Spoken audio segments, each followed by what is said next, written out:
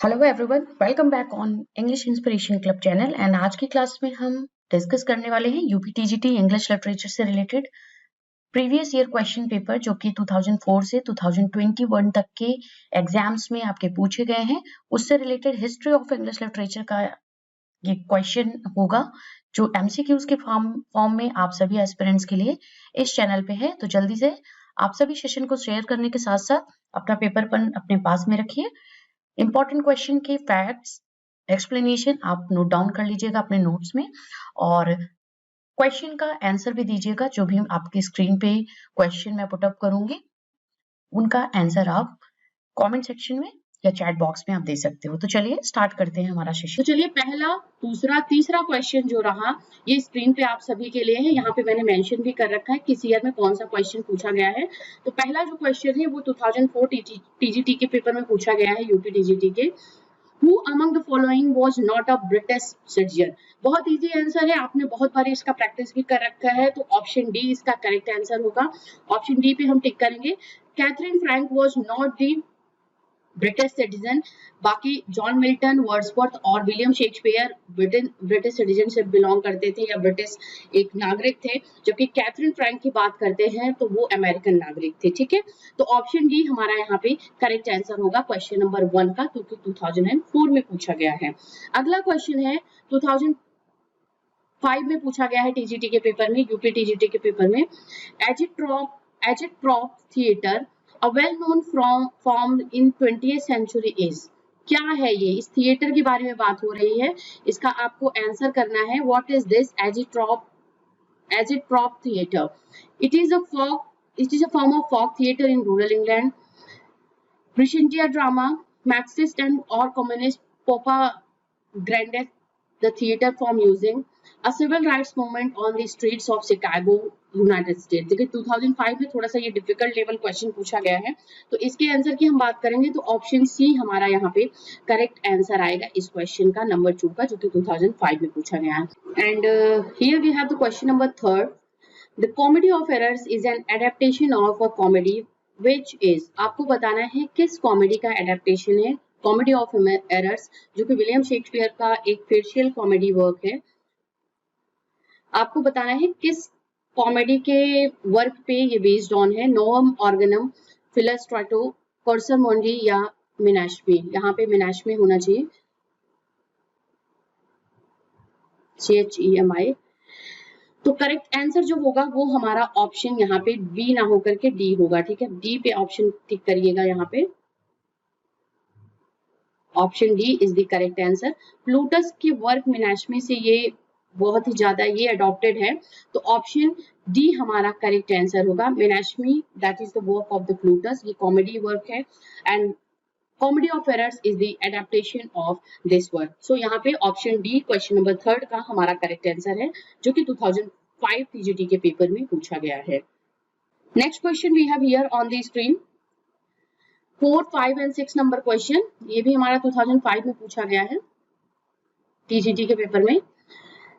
The term for the novel is most European language is, जो term है novel का वो किस मोस्ट यूरोपियन जो लैंग्वेज है उससे निकल के आया हुआ है। आपको इसका आंसर देना है।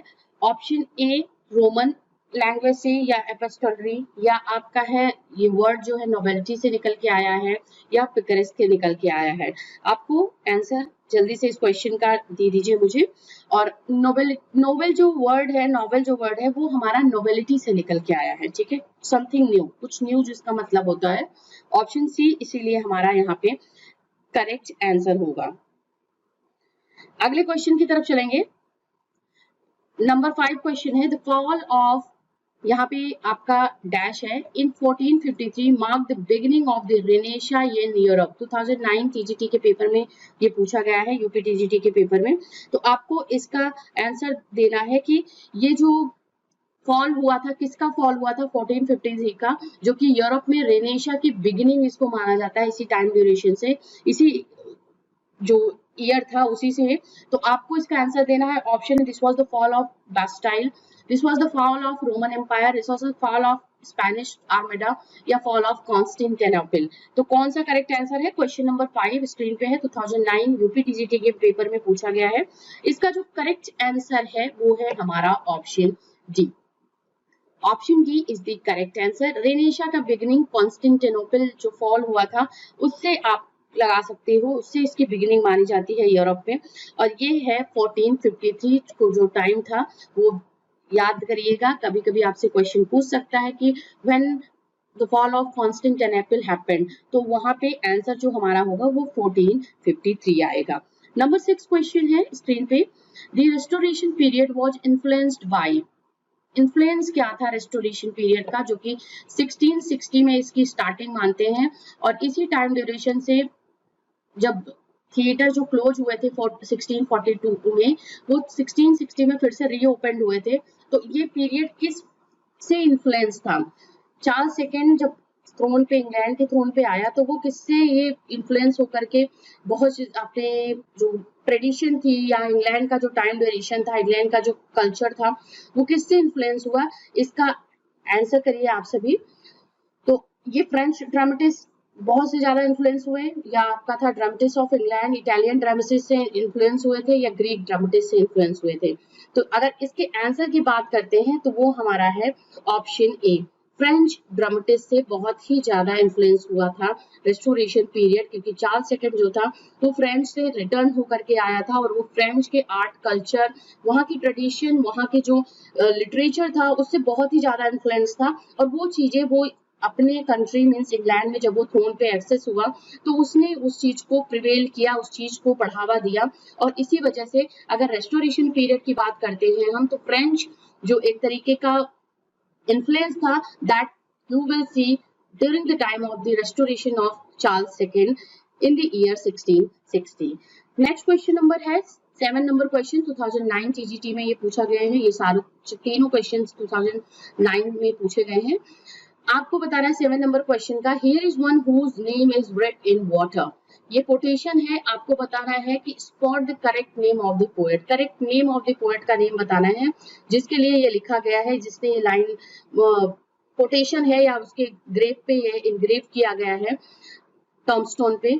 तो आंसर इसका बताइए मुझे। ऑप्शन ए है Keats, option B Byron, option C Milton, option D Swinburne. तो इसका जो आंसर है वो है हमारा ऑप्शन है कीट्स। कीट्स के लिए ये बोला गया है, कीट्स के इनग्रेव, इसके टॉमस्टोन पे इनग्रेव किया गया है, here is one whose name is written water.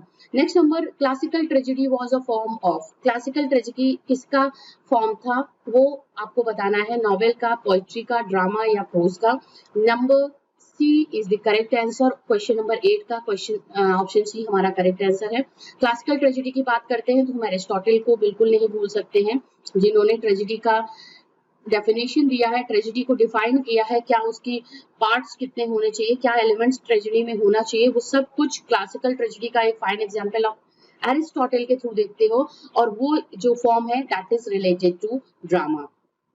Number 9 question, every man is. Every man से रिलेटेड बहुत क्वेश्चन आता है आपका, बहुत ही इंपॉर्टेंट क्वेश्चन है, किसी ना किसी एग्जाम में आप इस क्वेश्चन को जरूर देखते होंगे। 2009 यूपीटीजीटी के पेपर में ये पूछा गया है। अब आपको इसको बताना है कि ये क्या है। It is N interlude, it is a comedy, tragic comedy या मोरालिटी प्ले।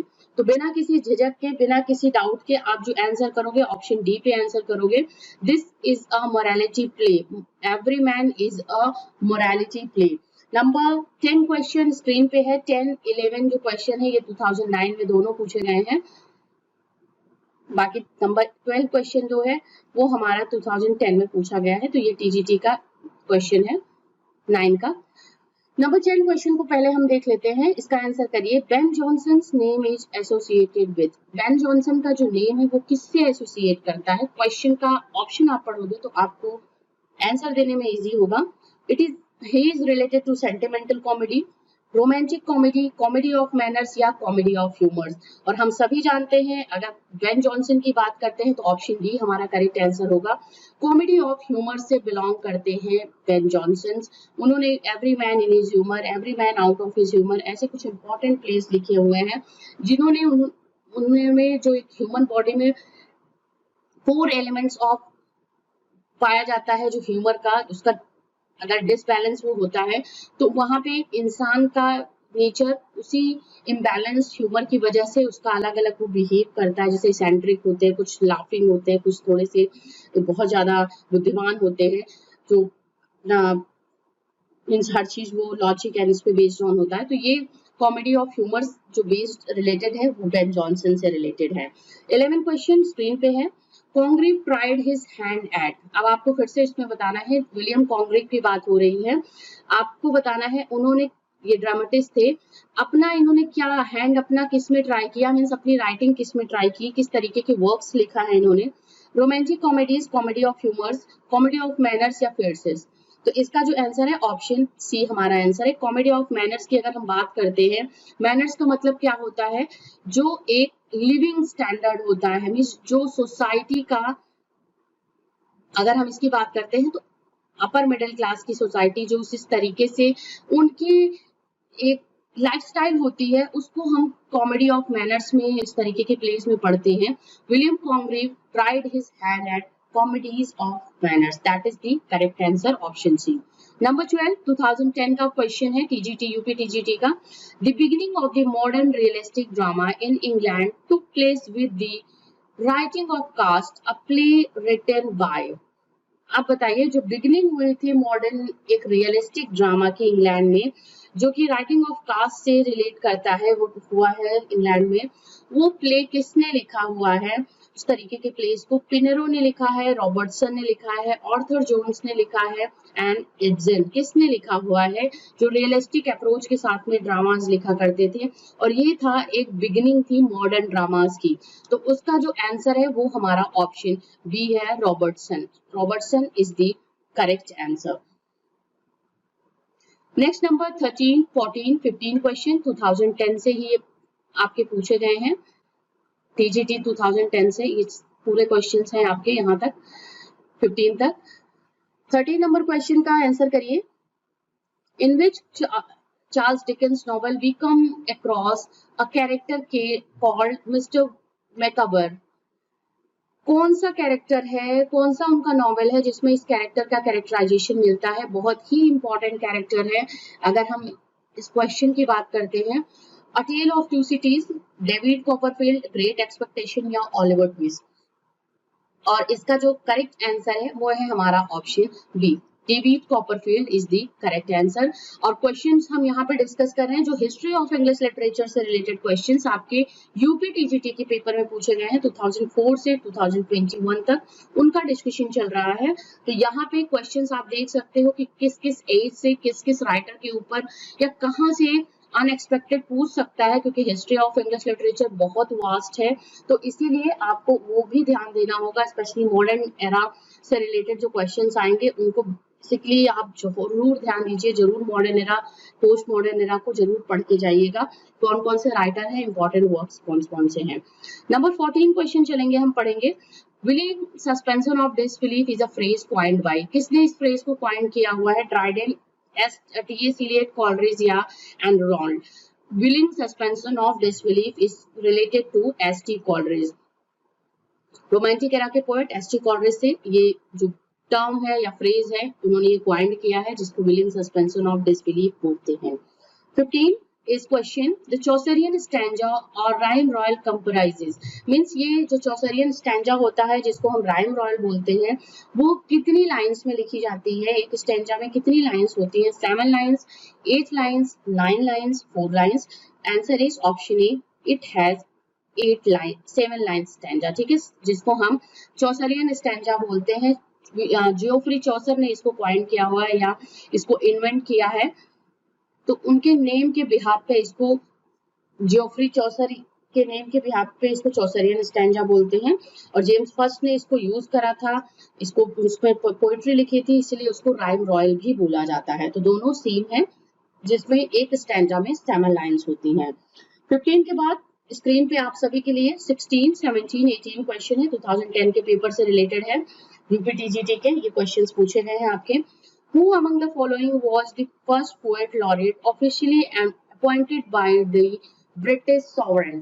बताइए, फर्स्ट पोएट लॉरेट जो ऑफिशियली ब्रिटिश गवर्नमेंट के थ्रू या ब्रिटिश जो एम्पररशिप थी उसके थ्रू ये और अनाउंस किया गया था ऑफिशियली, वो कौन था, अपॉइंट किया गया था? Ben Jonson, Robert Southey, Dryden या वर्ड्सवर्थ। और ऑप्शन सी हमारा करेक्ट आंसर होगा, John Dryden was the first poet laureate appointed, officially appointed by the British sovereign. तो आपका ये आंसर करेक्ट होगा, ठीक है, first poet laureate. 17 number question है, Sartor Resartus is a thought provoking work of. Sartor Resartus जो है tailor retailored इसको बोलते हैं हम, tailored retailored. This is the work, अगर इस वर्क की बात करते हैं तो ये वर्क जो है ये कार्लाइल का है, थॉमस कार्लाइल। ऑप्शन ए हमारा करेक्ट आंसर होगा।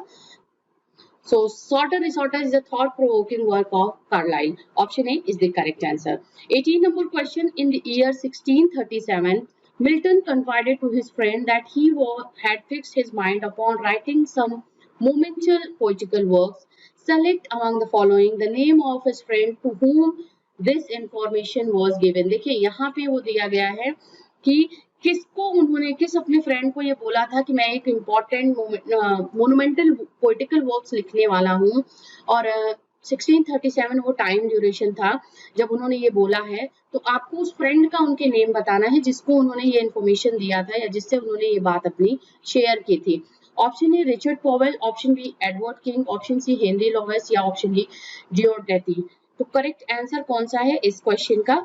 तो आंसर की तरफ बात करेंगे तो ऑप्शन बी हमारा, क्योंकि एडवर्ड किंग जो थे उनके बहुत अच्छे कलीग थे, उनके पोएट भी थे, फ्रेंड भी थे। तो यहाँ पे है ऑप्शन बी हमारा करेक्ट आंसर होगा, जिनकी मेमोरी में उन्होंने लिसिडास जो पोएम थी वो इन्होंने लिखी थी।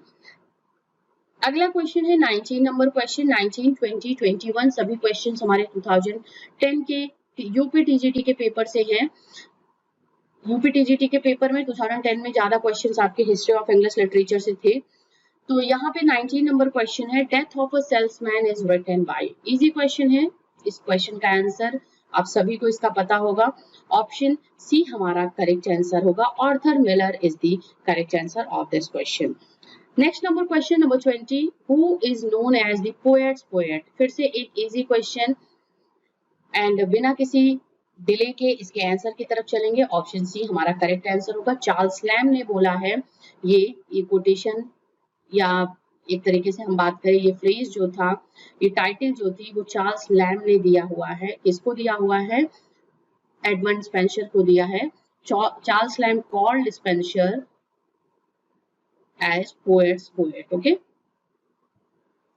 Number 21, Cambridge school refers to. Cambridge school किसका से रेफर करता है, मीन्स इसका मीनिंग क्या है?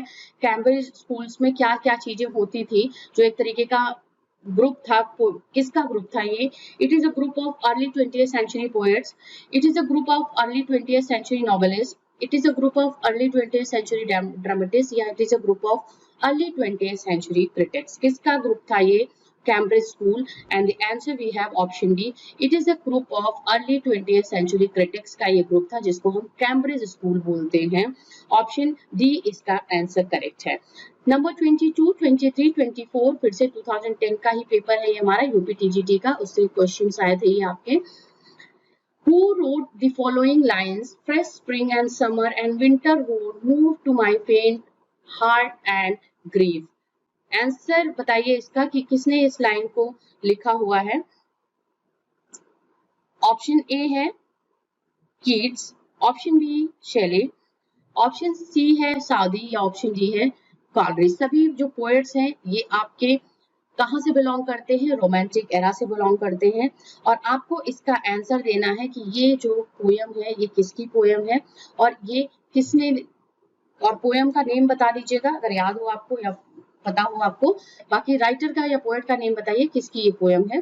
तो ऑप्शन बी हमारा जो है वो करेक्ट आंसर है, पीबी शैले की ये पोयम है। कौन सी पोयम है? पोयम का नेम मैं आपको बता दे रही हूँ, अ लैमेंट। ओके,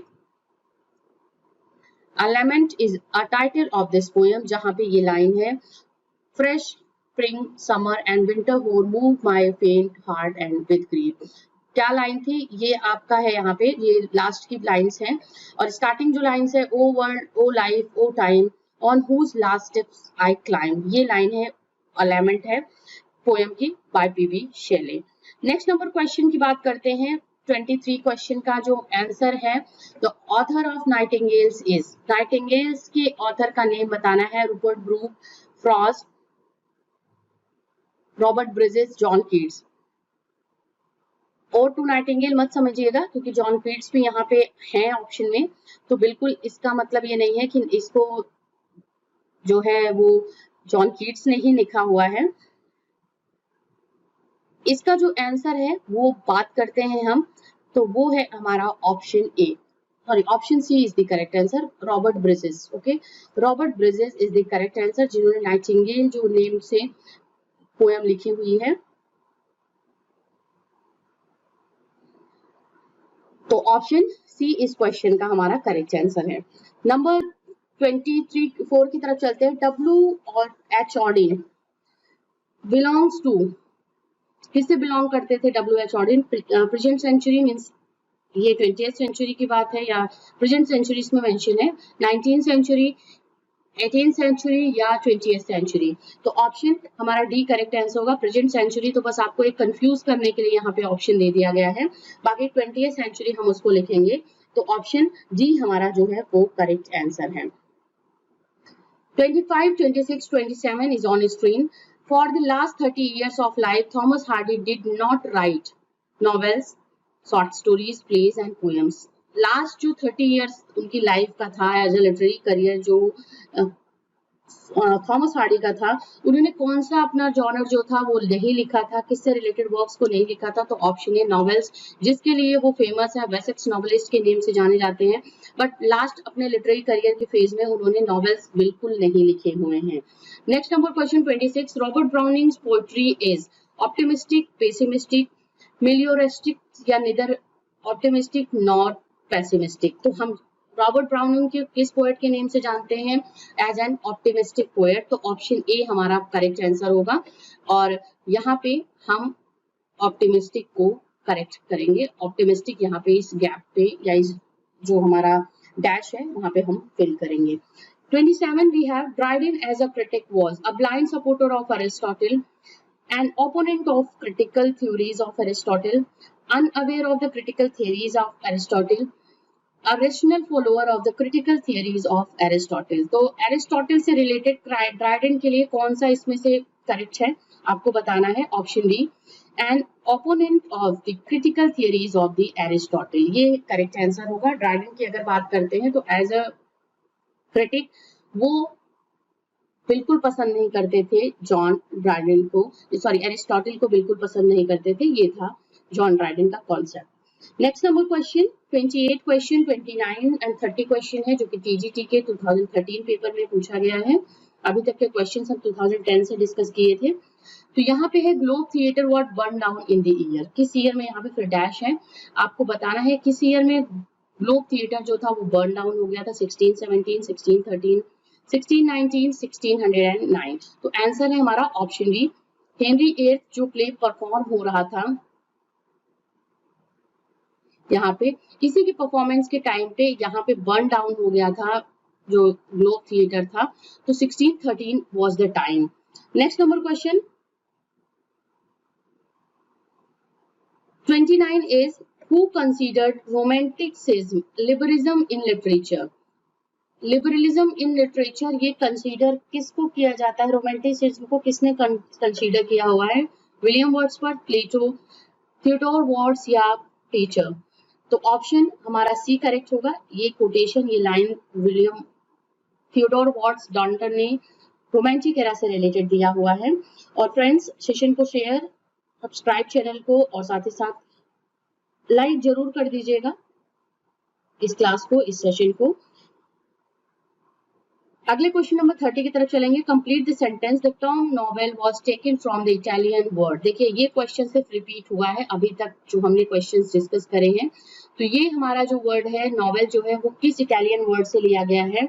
नोवेला, नोबिला या नोबिलिटी, नोवेला? तो ऑप्शन ए हमारा यहाँ पे करेक्ट होगा, दोनों में नोवेला है यहाँ पे।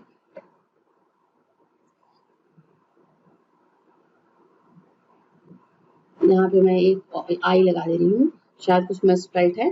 तो ऑप्शन ए हमारा करेक्ट आंसर होगा, इसलिए नोवेला वर्ड से, नोवेला इटालियन वर्ड से ये निकल के आया हुआ है नोवेल। तो ऑप्शन ए हमारा करेक्ट है। Here we have the 31 question. Complete the sentence. The error of judgment in tragedy is also known as.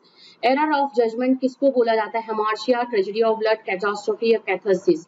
तो ऑप्शन ए हमारा करेक्ट आंसर होगा। हमार्शिया बोलते हैं हम एरर ऑफ जजमेंट को, जो कि ट्रेजेडी से रिलेटेड होता है। कोई हीरो जब अपने कोई एरर करता है किसी जजमेंट से रिलेटेड, अपनी गलती कोई करता है, तो वहां पे वो उसके डाउनफॉल का मेन रीजन होता है, and that is called hamartia. Option A correct answer होगा। चूज द 32nd क्वेश्चन है, choose the name of the Roman general who conquered England in 43 BC। Julius Caesar, Claudius, Antony and none of this. तो option B हमारा correct answer है, Claudius. Okay, number 33 question है, which of the following writers did not win the Nobel prize for literature. TGT 2011 में पूछा गया है, किस writer को नोबेल प्राइज लिटरेचर नहीं मिला है। Option A WB Yeats, JB Shaw, Galsworthy, James Joyce. तो ऑप्शन डी पे हम टिक करेंगे, क्योंकि जेम्स जॉयसी ऐसे नॉवेलिस्ट थे जिनको, या राइटर थे जिनको नोबेल प्राइज लिटरेचर नहीं मिला है। 34, 35, 36 क्वेश्चन आपके लिए स्क्रीन पे है। Lyrics has been the most popular form of poetry during 2016 TGT में पूछा गया है। 18th century, 20th century, late 18th and early 19th century and mid 20th century. तो ऑप्शन सी हमारा करेक्ट आंसर होगा, क्योंकि late 18th century and early 19th century की बात करते हैं तो ये टाइम क्या था? रोमांटिक एज का, ठीक है। और उसी टाइम में लिरिकल पोएट्री ज्यादा लिखी गई हैं 1798 से लेकर के 1837 तक, ठीक है। तो लास्ट का 18th सेंचुरी का ईयर हो गया है, 2 ईयर, और साथ ही साथ अर्ली 19th सेंचुरी। तो इसको हम रोमांटिक एज बोलते हैं, और इसी से आप समझ जाइएगा। Which famous romantic poem contains the line beauty is truth, truth beauty, the world is too much with us, हुआ स्काईलार्क, या है आपका ode on a Grecian, ode to nightingale. किसका है, किससे कोटेशन ये लिया गया है? तो option C ode on a Grecian का बहुत ही फेमस कोटेशन है। किसने लिखा हुआ है? जॉन कीट्स ने लिखा हुआ है। नंबर 36 क्वेश्चन है, जो कि 2021 में पूछा गया है। 2021 TGT के लास्ट ईयर के पेपर में आपको पूछा गया है। सिर्फ एक question history of English literature से पूछा गया था, तो आपको इसका आंसर देना है। Who among the following writers is known for his epigrammatic prose style. Epigrammatic prose style के लिए कौन सा प्रोज राइटर जाना जाता है? ऑप्शंस मैं आपको पढ़ देती हूँ। Option A Johnson, option B Bacon, option C Addison, option C जी है थॉमस ब्राउनी। तो ऑप्शन बी हमारा करेक्ट आंसर होगा। फ्रांसिस बेकन की हम बात करते हैं, जिन्होंने एपिग्रामेटिक प्रोज स्टाइल को यूज करा हुआ है अपने वर्क में, अपने जो उनके प्रोज वर्क थे, ठीक है। तो ये हमारा यहाँ पे करेक्ट आंसर है। ऑप्शन पहला क्वेश्चन स्क्रीन पे रहा, जो कि 2005 TGT के पेपर में पूछा गया है। The heroic couplet generally is in iambic diameter, in iambic trimester, या आयम्बिक पेंटामीटर, या आयम्बिक टेट्रामीटर। बात यहाँ पे हो रही है कि क्वेश्चन है कि हेरोइक कपलेट जो होता है वो जनरली किस फॉर्म में लिखा जाता है, उसका स्टैंजाइक पैटर्न क्या होता है, ये आपको बताना है। 2005 TGT के पेपर में क्वेश्चन ये पूछा गया है, और इसका जो आंसर होगा ऑप्शन सी हमारा होगा। हम जल्दी जल्दी से क्वेश्चन का आंसर भी करेंगे, आप जल्दी से इसका आंसर भी करिएगा कमेंट सेक्शन में, और उसके बाद हम इसको डिस्कस करेंगे। तो ये हीरोइक कपलेट जो होता है, जिसमें दो लाइंस जो होती हैं एक दूसरे से राइम्स करती हैं, टू लाइंस ए या बी के फॉर्म में ये हो सकती है आपकी, ठीक है। इसके साथ ही साथ आयम्बिक पेंटामीटर होता है, जिसमें 5 आपके यहाँ पे यूज होते हैं, 5 मीटर्स में 10 सिलेबल्स होते हैं। पहला जो होता है अनस्ट्रेस, फॉलोड बाय, फिर यहाँ पे आपका स्ट्रेस आता है, ठीक है। ये हमारा स्टैंजा पैटर्न होता है आयम्बिक पेंटामीटर का, और हेरोइक कपलेट जो होती है वो आयम्बिक पेंटामीटर में लिखी जाती है। तो फर्स्ट का ऑप्शन सी क्वेश्चन का आंसर रहा। नेक्स्ट क्वेश्चन है number 2, myth comes from Greek mythos signifying. Myth जो वर्ड है ये ग्रीक मिथोस वर्ड से निकल के आया हुआ है, जिसका मतलब होता है, जो सिग्निफाई करता है किसको? इमेजिनेशन को, चिल्ड्रन स्टोरी को, या स्टोरी प्लॉट ट्रू और इन्वेंटेड, या आपका है option D characters from the past.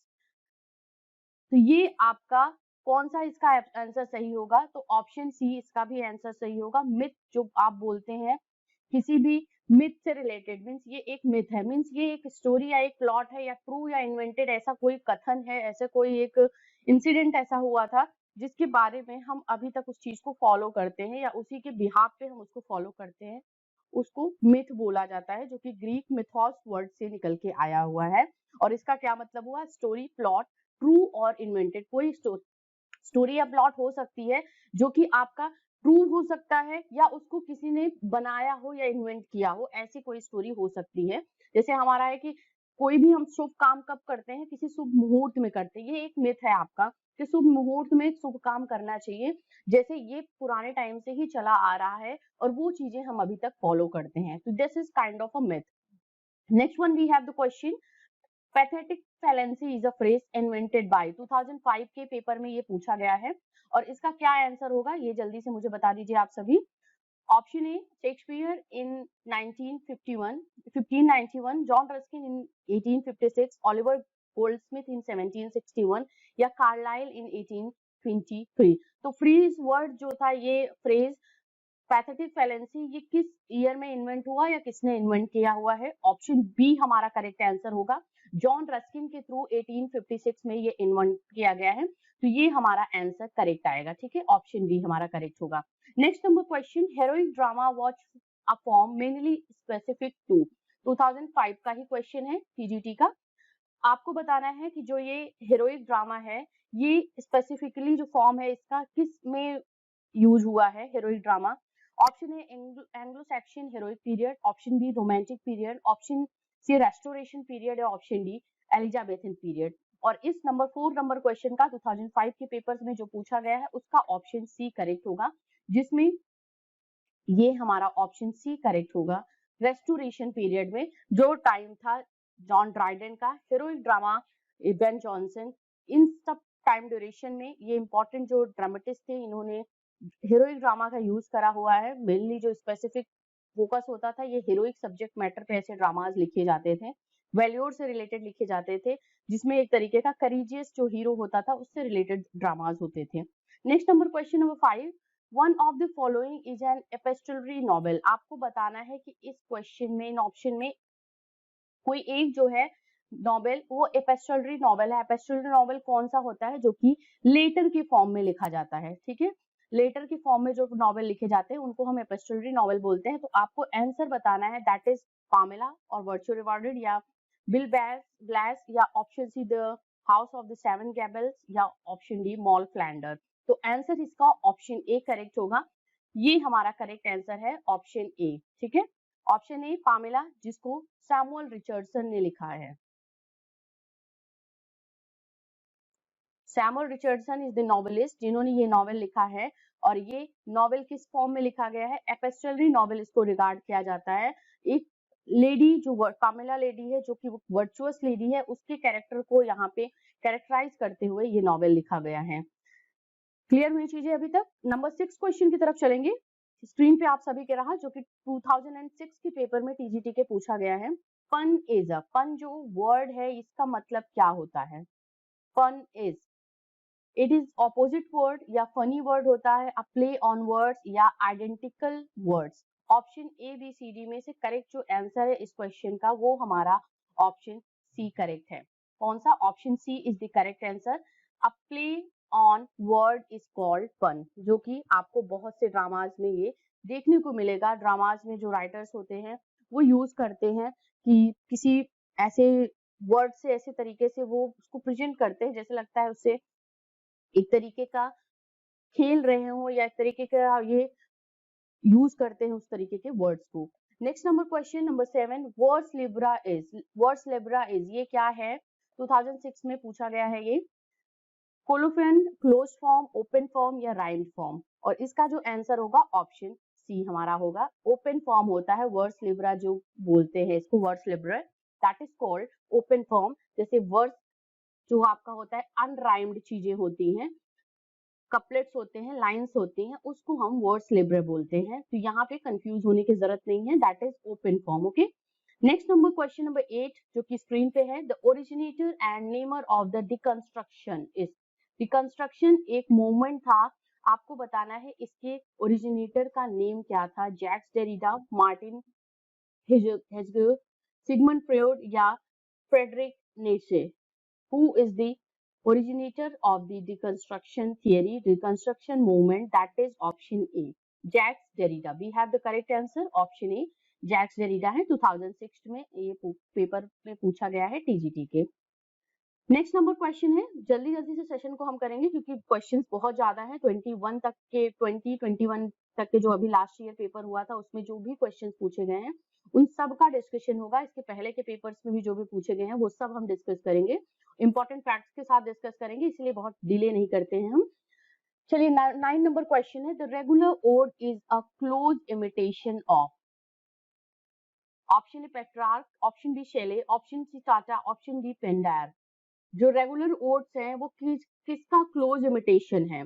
तो यहाँ पे ऑप्शन डी होगा, जिसको हम पिंडारिक ओड के नेम से जानते हैं। पिंडारिक, देखिए 3 तरीके के होते हैं ode, Pindaric ode, Horatian odd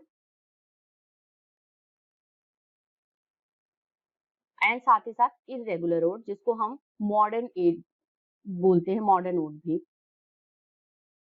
या मॉडर्न ओड। ठीक है, ये हमारा होता है 3 तरीके के ओड। ठीक है, तो जो आपका आएगा, जो रेगुलर ओड्स होते हैं वो क्लोज इमिटेशन किसके हैं? पिंडार के, पिंडारिक ओड जिनको हम बोलते हैं। तो ऑप्शन डी इसमें करेक्ट आंसर है। Next one we have number 10, novella is a word from. Novella जो वर्ड है जिससे नॉवेल बना हुआ है, आपको उसका बताना है कि ये कौन सा फॉर्म है वर्ड का, कि मीन्स किस लैंग्वेज से ये नोवेला वर्ड जो है वो मिलता है। ऑप्शन ए इंडियन लैंग्वेज, फ्रेंच, इटाली या नन ऑफ द अबव। और इसका जो आंसर है वो हमारा ऑप्शन सी है, Italy word. This is option C, Italian word. Okay, novella is a Italian word, this is from the word Italy. Next number 11 question, poetic justice was a term coined by. चलिए ये बहुत ही important question है, 2006 में पूछा गया है TGT में और इंपॉर्टेंट क्वेश्चन है। आपको बताना है कि जो पोएटिक जस्टिस जो टर्म है वो किसने क्वाइन किया हुआ है। Samuel Johnson, Jeffrey Leech, John Dryden या थॉमस राइमर। और बहुत इजी आंसर है इसका, आपने बहुत बारी प्रैक्टिस सेट में भी पढ़ा होगा, बहुत बारी आपने बुक में भी पढ़ा होगा। ऑप्शन सी हमारा, यहाँ पे ऑप्शन डी हमारा करेक्ट आंसर है, Thomas Rymer. Okay, Thomas Rymer is the correct answer of this question number 11 जो कि स्क्रीन पे है आप सभी के। 13 क्वेश्चन है, epic is a literary term हमारा आया है यहाँ पे क्वेश्चन, लिटरेरी टर्म से रिलेटेड है। एपिक क्या है? It is a story of a battle, या option B it is a long narrative poem on a serious subject, option C a dramatic monologue, option D भी यहाँ पे अ dramatic monologue दे दिया गया है। तो ऑप्शन बी इसका करेक्ट आंसर होगा। एक लॉन्ग पोएम होती है जो कि किसी सीरियस सब्जेक्ट मैटर पे लिखी जाती है। Option B, a long narrative poem on a serious subject matter, that is called epic. So option B is the correct answer. Next number 13 के बाद 14 question है, act is a major division in the action of a play, an acting category in a play, chapter of a play या acting by actors. तो act क्या होता है इसका बताइए। आप act किस में पढ़ते हो? स्पेसिफिकली ड्रामा में पढ़ते हो। ठीक है, यहाँ पे क्वेश्चन हमारा लिटरेरी टर्म्स यहाँ पे फॉर्म से आ चुका है। ये क्वेश्चन एक्ट जिसमें हम बात करते हैं, कभी प्लॉट भी आपसे पूछ सकता है, कभी आपसे सेटिंग पूछ सकता है, ऐसे क्वेश्चंस हो सकते हैं आपके एग्जाम में। तो एक्ट जो होता है वो क्या होता है? ऑप्शन ए उसका करेक्ट आंसर होगा। ये हमारा जिसमें हम बोलते हैं a major division in the action of a play. Act basically जो था वो ट्रेडिशनल अगर वे की बात करें तो 5 एक्ट्स में प्लेस को डिवाइड किया जाता था। ठीक है, ये था। लेकिन मॉडर्न टाइम में आपके 2 एक्ट में भी बनते हैं, 3 एक्ट में भी प्लेस लिखे जाते हैं, बट ये होता है डिवीजन होता है, जो कि स्टोरी होती है, प्लॉट होती है, उसका और एक्शन का डिवीजन स्पेसिफिकली बोलते हैं, उसको हम एक्ट बोलते हैं। और एक्ट में क्या होता है? सीन्स इंक्लूडेड होते हैं, first scene, second scene, third scene, fourth scene, fifth scene and so on so fourth, ऐसे हो सकते हैं आपके। तो एक्ट का जो मतलब होता है वो division in the action of a play. अगले क्वेश्चन की तरफ चलेंगे। Number 15 is on your screen. The sonnet is poem of 2009 TGT के पेपर में पूछा गया है। सोनेट क्या होता है? इजी क्वेश्चन है आप सभी एस्पिरेंट्स के लिए, तो इसके डायरेक्ट हम आंसर की बात करेंगे। क्या है? ऑप्शन बी आंसर होगा इसका। 14 लाइंस की पोएम होती है sonnet. Okay, sonnet is a poem of the 14 lines. Okay, तो ऑप्शन बी करेक्ट आंसर होगा। 14 लाइंस की पोएम्स लिखी जाती हैं सोनेट्स का। ग्रेट सोनेटियर शेक्सपियर, जॉन मिल्टन ने भी सोनेट्स लिखे हुए हैं। तो ऐसे सोनेट्स जो कि 14 लाइन में, ऐसी पोएम जो कि 14 लाइंस में लिखी जाती है वो हमारे सोनेट्स कहलाते हैं। और सोनेट्स में हमारे पास जैसे पेट्रार्कन सोनेट है, शेक्सपियरियन सोनेट है, स्पेंसरियन सोनेट्स हैं, तो ऐसे कैटेगराइज किया गया है सोनेट्स को। Next number 16 question. Elegy began to be so called because. Elegy began to be so called because means यहाँ पे क्वेश्चन है कि एलेजी को ऐसे एलेजी पोएम क्यों बोला जाता है। Option A, it was written in elegiac measure. Option B, it was a poem of sorrow. Option C है, it was written by writers of elegies. Option D, some expert critics named it so. तो कौन सा elegy का जो होगा कि elegy poem क्यों बुलाई जाती है इसे पोएम को, तो वो ऑप्शन बी हमारा करेक्ट होगा, क्योंकि ये जो पोएम्स होती हैं ये सॉरो पे बेस्ड ऑन होती हैं, इसीलिए हमारा ऑप्शन बी जो होगा वो करेक्ट होगा। It was a poem of sorrow. Elegy poem के एग्जांपल की बात करें, Lycidas we have the fine example. इसके साथ ही साथ यहाँ पे आपका जो अदर पोएम्स है जैसे elegy written in country churchyard, Adonais, ये कुछ इंपॉर्टेंट पोएम्स जो कि एलेजी में लिखी गई है, मीन्स किसी अपने लव्ड वन के लॉस पे लिखी गई पोएम्स होती हैं, उनको हम एलेजी पोएम बोलते हैं। और पोएम ऑफ सॉरो इसको बोला जाता है, दुख प्रकट करते हुए जो पोएम्स लिखी जाती हैं, एक्सप्रेस करते हुए जो पोएम लिखी जाती हैं। 17 क्वेश्चन। द नॉवेल इज देखिए, जो अभी तक के क्वेश्चंस आपने देखा होगा कुछ ज्यादा डिफिकल्ट लेवल क्वेश्चंस नहीं पूछे गए हैं जो अभी 2009 तक के एग्जाम्स में पूछे गए हैं। आगे देखते हैं किस तरीके से क्वेश्चंस आपके एग्जाम में अभी तक आए हुए हैं। तो नॉवेल क्या है? It is one of the earliest form of writing. Option B, one of the latest form of writing. Option C, one of the discarded form of writing, या नन ऑफ दीज। तो option इसका A यहाँ पे B correct होगा, जो novel आएगा। Novel क्या होता है? It is the latest form of writing. Novels specifically जो आपका हुआ है वो विक्टोरियन एरा की बात करें, रोमांटिक एरा से भी स्टार्ट हुआ, मीन्स बहुत ज्यादा ये बहुत पुराना फॉर्म ऑफ राइटिंग नहीं है जो नॉवेल्स हैं, क्योंकि उस टाइम पे पोइट्रीज या एक डिडैक्टिक पोइट्रीज, एक रिलीजियस पोइट्रीज लिखी जाती थी, ड्रामास भी लिखे जाते थे। और नॉवेल की बात करेंगे तो ये लेटेस्ट फॉर्म्स ऑफ राइटिंग है। Okay, next number 18 question. A dramatic monologue is. Dramatic monologue क्या है? A short play, a novel, a poem या प्रोज स्टोरी। कौन सा इसमें करेक्ट आंसर है इन चारों में? ड्रामेटिक मोनोलॉग क्वेश्चन की बात करते हैं तो जो करेक्ट आंसर आएगा फ्रेंड्स वो हमारा होगा it is a poem. Option C is the correct answer. Dramatic monologue, Robert browning,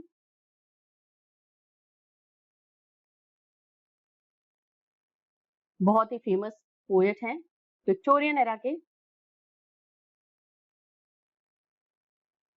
जिनको हम ड्रामेटिक मोनोलॉग पोएट के नेम से जाना जाता है इनको इंग्लिश लिटरेचर में।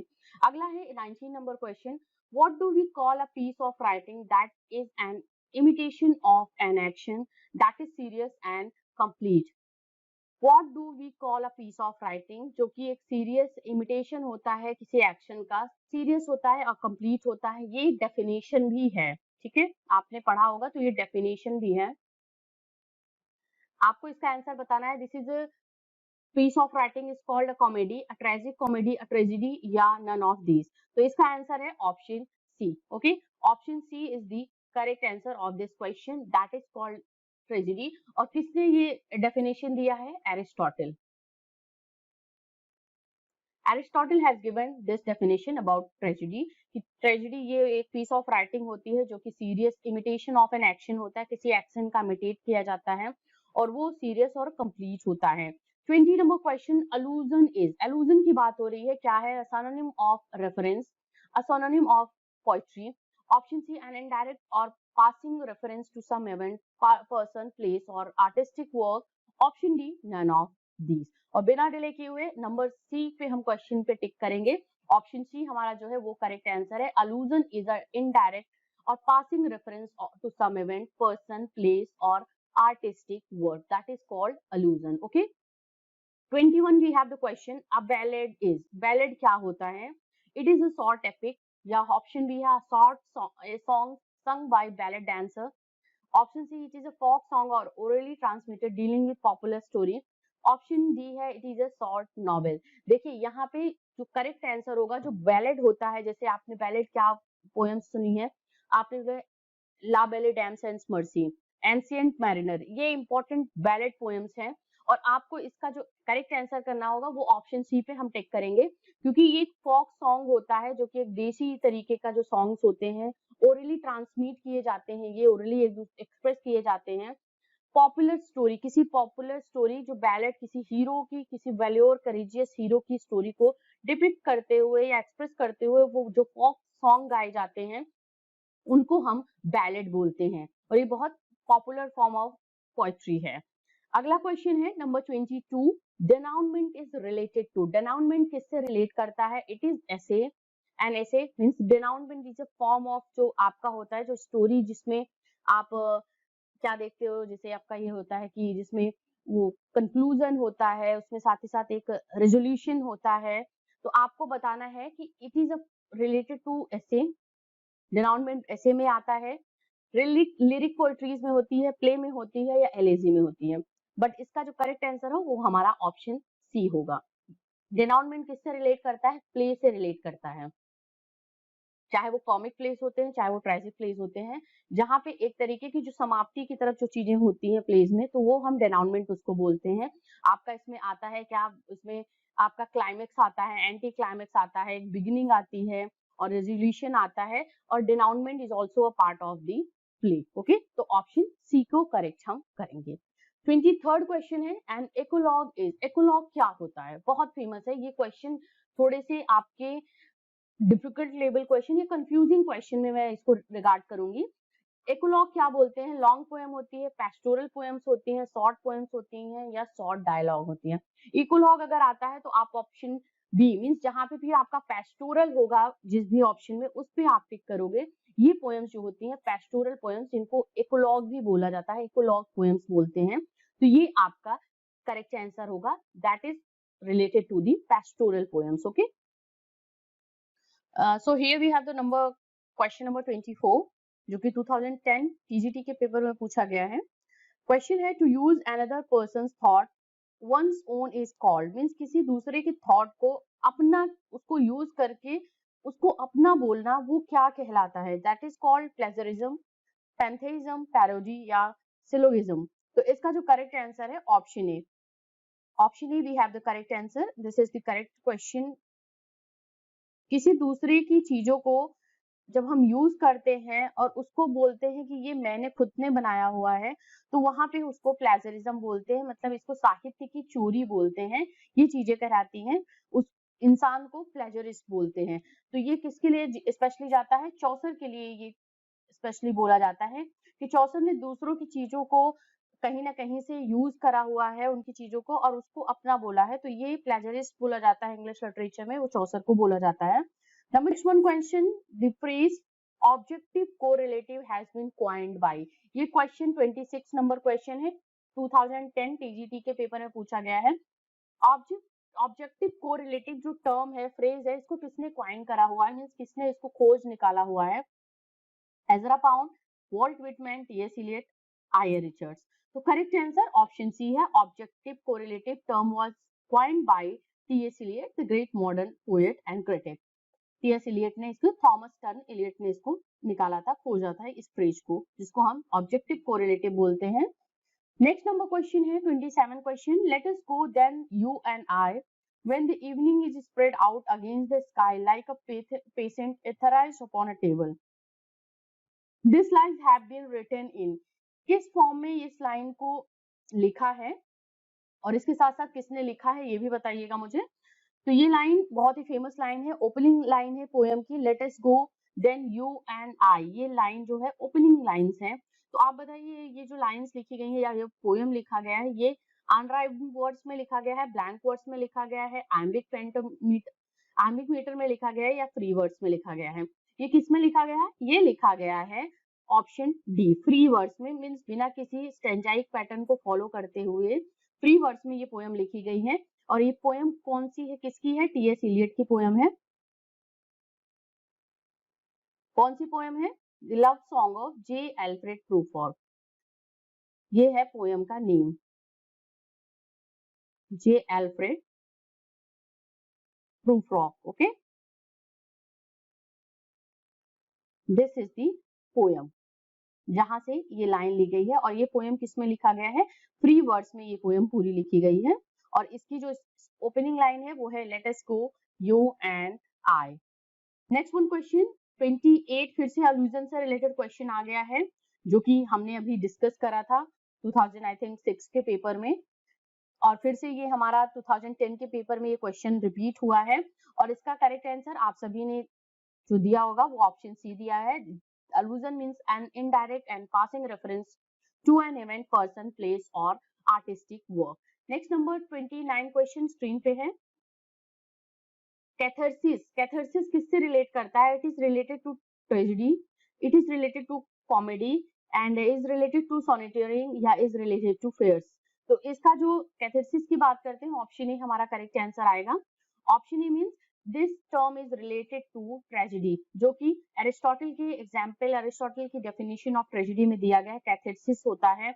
एंड साथ ही साथ आपका यहाँ पे बहुत से ऐसे टर्म्स हैं जो कि ट्रेजिक वर्क लिखते हुए या ट्रेजिक जो ड्रामा होते हैं उसका यूज होता है, नागोनोरिसिस होता है, पेरिपीटिया होता है, कैथारसिस है, ऐसे टर्म्स जिसे हमने अभी डिनाउनमेंट की बात की थी वहां पे, तो उसी से सेम से ऐसे रिलेट करता है ये, और ये ट्रेजेडी से रिलेट करता है कैथारसिस।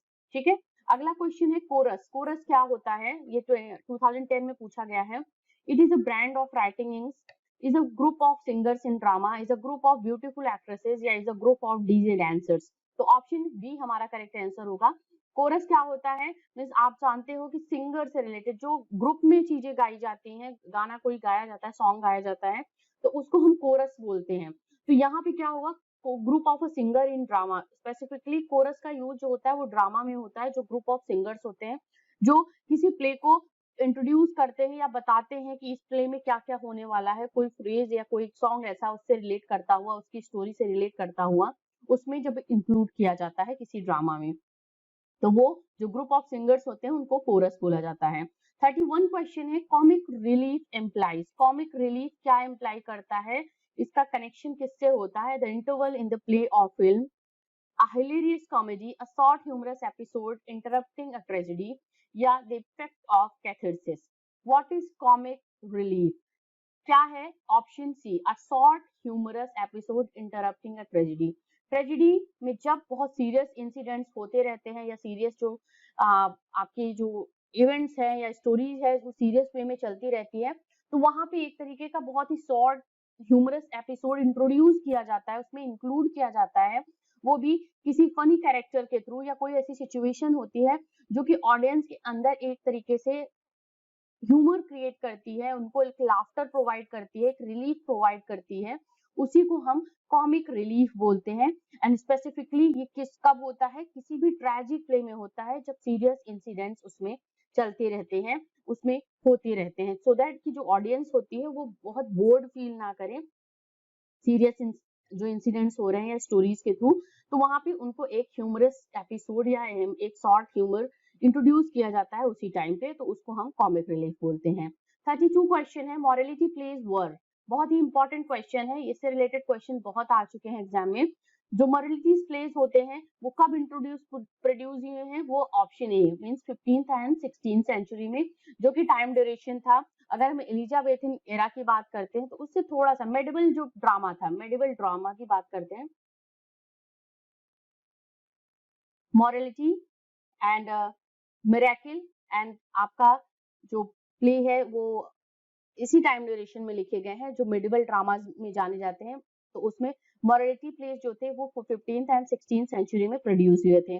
नंबर 33 क्वेश्चन है who of the following poets belongs to the fleshly school of poetry. Fleshly school of poetry से कौन सा पोएट इसमें से बिलोंग करता है? आपको उसका आंसर देना है। Edmund Spenser, John Keats, T S Elliot या डीजी रॉस्टी। तो इसका क्या आंसर है? ऑप्शन डी आंसर है इसका, D G Rossetti is the correct answer. D G Rossetti कहाँ से बिलोंग करते थे?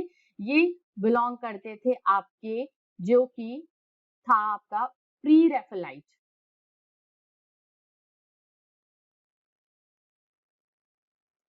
प्री रैफेलाइट मूवमेंट से ये बिलोंग करते थे। और ये फ्लैशली स्कूल ऑफ पोएट्री एक इनका कैरेक्टरिस्टिक था जब ये पोएट्रीज लिखते थे। मीन्स वहां पे मेडिवल जो आर्ट एंड लिटरेचर था उसको भी ये इम्प्लीमेंट करते थे अपनी पोएट्री में। प्री रैफेलाइट जो प्री रैफेल के बिफोर का जो टाइम था उस तरीके के आर्ट एंड लिटरेचर को बहुत ज्यादा ये पसंद करते थे। और डीजी रॉस्टी जो थे वो पोएट इसी से बिलोंग करते हैं, इसी स्कूल ऑफ पोएट्री से, जो कि एक इंपॉर्टेंट मेंबर है प्री रैफेलाइट मूवमेंट के। Christina Rossetti is also one of the member of the pre Raphaelite movement. अगला क्वेश्चन है 34, ब्यूकोलिक रेफर्स टू। ब्यूकोलिक क्या बोला जाता है? अभी हमने इकोलॉग की बात की थी और उसी से मिलता जुलता ये हमारा है। बुकोलिक refers to the poets who wrote in praise of wine, the poets who wrote pastoral poetry, the poet who imitated poem, या ऑप्शन डी है the poet who imitated Wordsworth। Option B यहाँ पे करेक्ट होगा। वो poets जो pastoral poetries लिखा करते थे उनको हम बुकोलिक बोलते हैं। Bucolic refers to the poets who wrote pastoral poetry। Okay, तो ऑप्शन बी हमारा करेक्ट आंसर होगा। नंबर 35 है, an Alexandrian is a verse line in. Alexandrian जो है वो कौन सी वर्स लाइन है? मीन्स उसमें कितने आपके सिलेबल्स होते हैं? An iambic hexameter, an iambic pentameter, an dactylic tetrameter, या टॉर्साइक हेक्सामीटर। तो क्या होता है? आपको इसका आंसर बताना है option A, B, C, D में से। और इसका जो करेक्ट आंसर होगा उसकी हम बात करते हैं, वो है हमारा ऑप्शन यहाँ पे D, sorry option A is the correct answer. Iambic hexameter बोला जाता है अलेक्जेंड्री जो वर्ड्स लाइंस होती हैं उनको हम आयम्बिक हेक्सामीटर बोलते हैं, जिसमें क्या होता है, इसमें आपके 12 सिलेबल्स होते हैं। ठीक है, ये आपका होता है एक लाइन में आपके इन अ लाइन 12 सिलेबल्स का यूज होता है, इसी को हम अलेक्जेंड्रियन बोलते हैं। और स्पेसिफिकली स्पेंसेरियन स्टेंजा की जो लास्ट लाइन होती थी वो आयम्बिक अलेक्जेंड्रियन बोली जाती थी। और यहाँ पे ये तरीके का, और इसके साथ ही साथ स्काईलार्क जो पोएम है टू स्काईलार्क पीबी शेले की, वो भी आपके अलेक्जेंड्रियन में लिखी गई है। एक लाइन में आपके 12 सिलेबल्स होते हैं। हेक्सा का मतलब यहाँ पे 6 के आगे, मीन 6, इसमें से A1 6 सिलेबल्स, मीटर जो होता है 6 मीटर्स होंगे, जिसमें 12 सिलेबल्स होते हैं। Okay, next number 36 question, complete the sentence aesthetic means. TGT 2013 का क्वेश्चन है। एस्थेटिक का मतलब क्या होता है? सॉरो, ब्यूटी, डिस्पेयर या प्लीजर। तो इसका करेक्ट आंसर ऑप्शन बी होगा। ब्यूटी से रिलेट करता है, एस्थेटिक मोमेंट से रिलेटेड जो हम करते हैं, वॉल्टर पेटर का नेम जानते हैं, उसी से रिलेट करता है ये। और एस्थेटिक का मतलब होता है ब्यूटी, सुंदरता से रिलेट करता है ये। Next question, what is euphony? Euphony का मतलब क्या है, इसको बताना है। Pleasant sound, serious sound, better sound या मिक्स साउंड। इफ्यूमिज्म से आप इसको समझ सकते हो, तो ऑप्शन ए ही हमारा करेक्ट होगा, जो कि प्लीजेंट साउंड से रिलेट करता है। यूफोनी बोलते हैं जो कि सुनने में प्लीजेंट लगता है, वो बोला जाता है यूफोनी। नेक्स्ट नंबर 39 क्वेश्चन है, who invented and popularised the phrase poetic justice. देखिए अभी क्वेश्चन ये हमने पढ़ा था कि पोएटिक जस्टिस को किसने इन्वेंट करा हुआ है, आपने वो क्वेश्चन पढ़ा था, तो इसका आंसर आप सभी जानते हो, ऑप्शन डी है, Thomas Rymer. Option D is the correct answer. ठीक है, 39 के बाद 40 क्वेश्चन आपके लिए स्क्रीन पे रहिए। 40 क्वेश्चन का आंसर बताइए। What is सॉलिलोक्वी?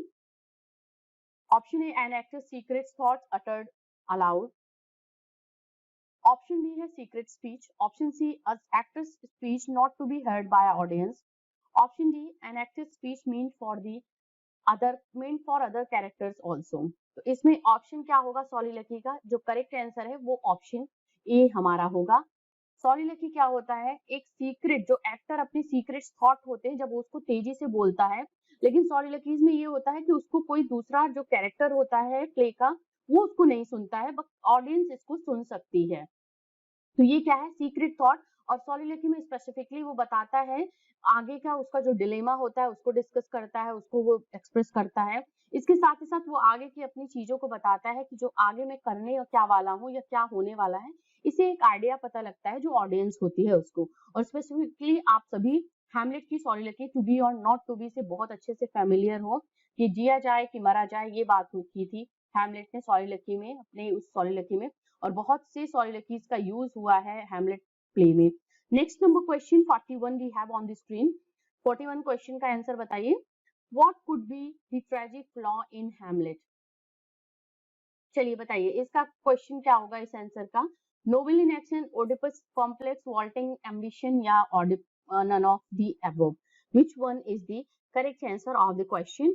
और इस क्वेश्चन का आंसर ऑप्शन ए है। नोबल इन एक्शन मींस बहुत वो डिले करता है अपने जो एक उसका रिवेंज होता है वो लेने में, तो यहाँ पे हम इस क्वेश्चन को करेक्ट मानेंगे। Tragic flaw in Hamlet is called Nobel in action. Okay, next number question. A lyric is, find out the correct option. lyric क्या होता है उसका करेक्ट ऑप्शन आपको बताना है। A long poem written in a form of address, a poem written in a praise of God, option C, a short poem in which the poet expresses his or her intense feelings, personal feelings, या a trimmed song. What is that called? lyric जो poems होती हैं उनको हम बोलते हैं option C short poems होती हैं जो कि जिसमें पोएट जो एक्सप्रेस करता है अपनी इंटेंस फीलिंग को लाइंस के थ्रू एक्सप्रेस करता है, बहुत ही पर्सनल पोएम्स होती हैं ये लिरिक पोएम्स जिनको हम बोलते हैं। ठीक है, तो lyric poems Wordsworth, romantic era के मैक्सिमम पोएट्स ने ये किया हुआ है, इस तरीके की पोएट्रीज लिखे हुए हैं। What is the meaning of plagiarism?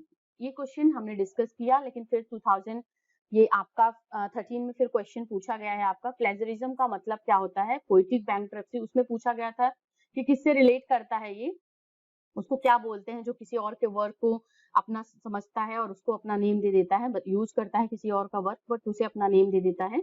और यहाँ पे है प्लेजरिज्म का मीनिंग पूछा जा रहा है। पोएटिक बैंक्रप्सी या आपका है poetic writing crisis, literary theft या आपका है ऑप्शन डी रीडिंग प्रॉब्लम। तो ऑप्शन सी करेक्ट आंसर होगा, क्योंकि प्लेजरिज्म की बात करते हैं तो हम उसको लिटरेरी थेफ्ट बोलते हैं कि साहित्यिक चोरी जिसको बोला जाता है कि किसी के वर्क को यूज करना अपने वर्क में और उसे अपना बोल देना, वो हमारा होता है प्लेजरिज्म। और प्लेजरिस्ट जैसा मैंने बताया था लास्ट टाइम कि प्लेजरिस्ट बोलते हैं उस पोएट को जिसने उस ऑथर को जिसने वैसा काम किया होता है। अगला क्वेश्चन 45 है। सोनेट कंसिस्ट, फिर से रिपीटेड क्वेश्चन है, ये रिपीट हुआ है। Sonnet consist obviously option A correct होगा। 14 लाइंस सोनेट में होती हैं, तो यहाँ पे ऑप्शन ए करेक्ट आंसर करेंगे। 46 क्वेश्चन की तरफ चलते हैं। Complete the sentence. Comus is, Comus किसका वर्क है इसको पहले डिस्कस करते हैं। जॉन मिल्टन का। ठीक है, जॉन मिल्टन का ये वर्क है। इसका क्या मतलब होता है इस Comus is, what type of work is Comus? It is a masque, it is a pastoral allegory, it is a poetic line या इट इज अ फेयर्स? तो ऑप्शन ए करेक्ट होगा, it is a masque that was written by John Milton. Okay, Comus is a work of John Milton. 47 question है, what is aside? 47 question का आप सभी answer करिए। अभी हमने किसकी बात की थी? सॉलिलोक्वी की बात की थी। अब देखिए फिर से एक ड्रामा से रिलेटेड क्वेश्चन हमारा आ गया है, लिटरेरी फॉर्म से रिलेटेड क्वेश्चन है कि असाइड क्या होता है? It is an address in words that the other actors are not supposed to hear. कोई दूसरा एक्टर जो है, जो परफॉर्मेंस हो रही है वो नहीं सुन सकता है, उसको असाइड बोलते हैं, जो कि एड्रेस करके होता है। या सेकंड है address in words that the other actors are supposed to hear. दूसरे एक्टर्स जो होते हैं, जो हैं परफॉर्मेंस दे रहे हैं, वो सुन सकते हैं, ऐसा एड्रेस होता है, असाइड बोलते हैं। Looking behind when one speaks, किसी कोई बोल रहा हो उसको पीछे से देखना। या होता है नॉट पेइंग अटेंशन, बिना किसी अटेंशन के बोलना, कि मतलब कोई बात चल रही है और उस पर बिल्कुल अटेंशन न देना, उस पर ध्यान न देना। तो इसका क्या होता है आंसर? इसका आंसर है ऑप्शन ए। असाइड क्या बोलते हैं? नॉट सपोज टू हियर, मतलब चुपके से, जैसे हम बोलते हैं ना, कोई कभी हमारे सामने भी डेली कन्वर्सेशन में ऐसा होता है, कोई बात कर रहा होता है और कोई अपनी बहुत सी चीजें ऐसे बता रहा होता है या बोलता है, तो हम साइड में अपने मन में ही थोड़ा सा मतलब बोलते हैं, वो मुंह से आवाज निकलती है, बट वो क्या होता है, वो दूसरे को समझ में नहीं आती है, सुनाई नहीं देता है, उसको क्या बोलते हैं, एसाइड बोलते हैं। Address in a word that the other actors are not suppose to hear. ऐसा सपोज किया जाता है कि दूसरा जो एक्टर है वो उसको सुन नहीं सकता है, तो शायद उसको सुन भी वो सकता है, ठीक है। तो ये सपोजिंग है कि मतलब ऐसा सोचा जाता है कि दूसरा एक्टर जो है वो सुन नहीं रहा है, या जो सामने वाला बंदा, जब मैं असाइड या अपनी वर्ड्स को एड्रेस करके बोल रहा हूँ तो सामने वाला मेरी बात नहीं सुन रहा है, ऐसा सपोज करते हैं, ठीक है, उसको असाइड बोलते हैं। 48 क्वेश्चन का आंसर करिए आप सभी। Complete the sentence. Dirge means, dirge का क्या मतलब होता है? सॉन्ग ऑफ वेडिंग है, song of pleasure, song of grief या song of unfulfilled desire. Which one is the correct answer? और ऑप्शन सी हमारा यहाँ पे करेक्ट आंसर होगा, इसकी हम बात करेंगे। This is related to song of grief, मतलब एक तरीके से डर्ज जो पोएम्स एलिजीज से ही आपका मैचअप करता है, तो song of grief is related to dirge. Okay, 49 question का आंसर करिए। How many parts are there in the prelude? The prelude which is a autobiographical work of W William Wordsworth का autobiographical work है। आपको बताना है कि इसमें कितने पार्ट्स हैं। 12 मींस कितनी बुक्स में ये डिवाइडेड है, एक तरफ से ये है क्वेश्चन हमारा। प्रिलूड जो वर्क है वो 12 बुक्स में डिवाइडेड है, 13 बुक्स में, 14 या 11 बुक्स में। इसका ऑप्शन सी हमारा करेक्ट आंसर होगा, क्योंकि प्रिलूड जो वर्क है ये वो ऑटोबायोग्राफिकल वर्क है वर्ड्सवर्थ का, और 14 बुक्स में इसको हम डिवाइड किया है वर्ड्सवर्थ ने। 1850 में ये पब्लिश हुआ है, ये इनका work. Okay,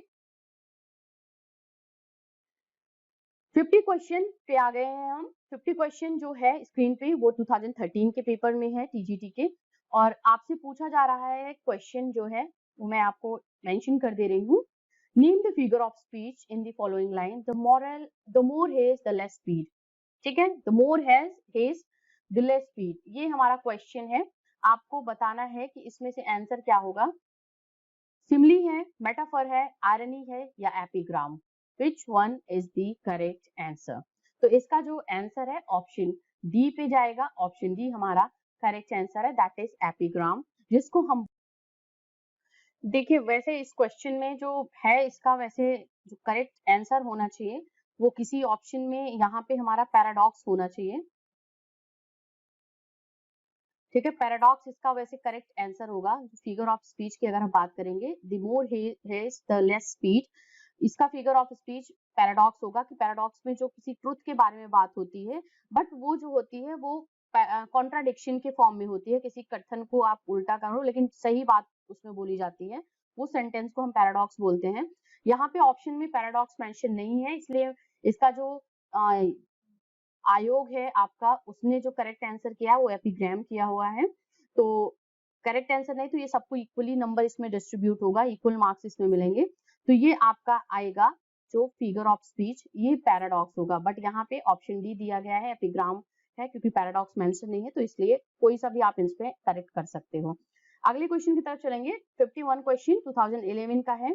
7 line stanza used by medieval poet is known as, that is terza rima, rhyme royal, stellar rhyme या आपका होता है tetrameter. Which one is the answer? 7 line का कोई जो स्टैंजा फॉर्म है वो मेडिवल पोएट के थ्रू यूज करा गया है। मेडिवल पोएट का मतलब यहाँ पे हमारा हो गया वो चौसर से रिलेट करता हुआ, और चौसर का जो यूज करा है उसको इन्वेंट किया है वो है हमारा ऑप्शन बी, राइम रॉयल, ठीक है, जिसको हम चौसरियन स्टैंजा के नेम से भी बोलते हैं।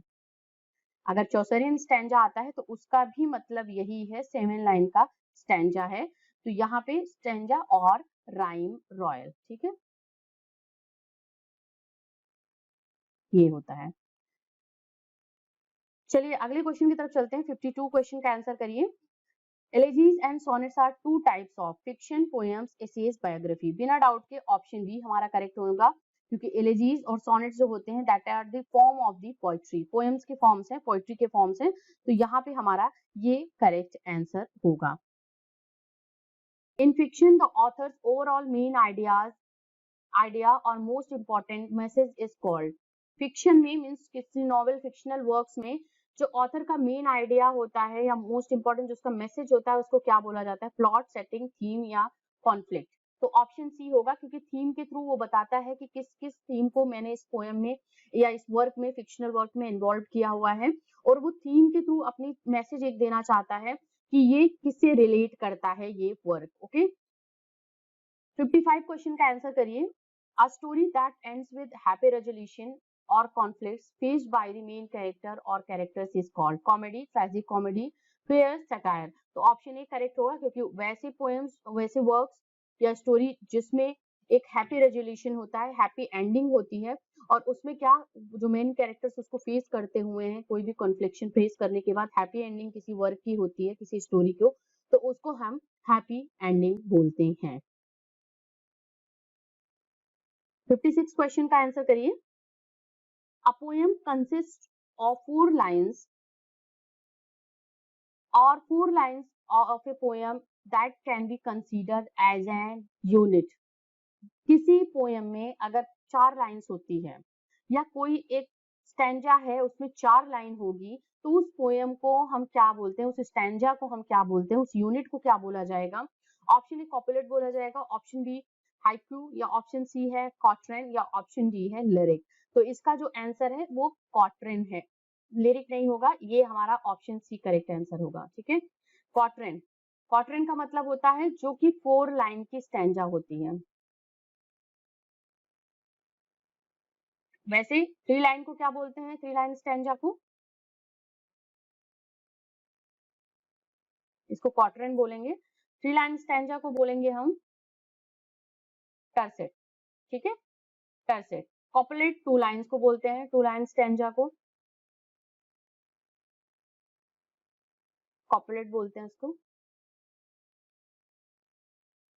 कॉपलेट। तो ये कुछ जो यूनिट्स होते हैं स्टैंजास के या लाइंस के, जो यूनिट बोले जाते हैं, उनको हम इस नेम से जानते हैं।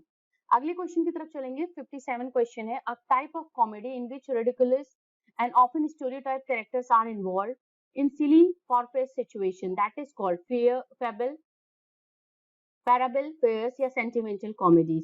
तो ऑप्शन हमारा सी करेक्ट आंसर होगा। वो कॉमेडी जिसमें किसी रिडिकुलस और स्टेरियोटाइप कैरेक्टर्स को इन्वॉल्व किया जाता है किसी सिली फॉरफेस सिचुएशंस के लिए, तो उसको हम फेयर्स बोलते हैं। तो ऑप्शन हमारा जो होगा वो सी करेक्ट आंसर होगा।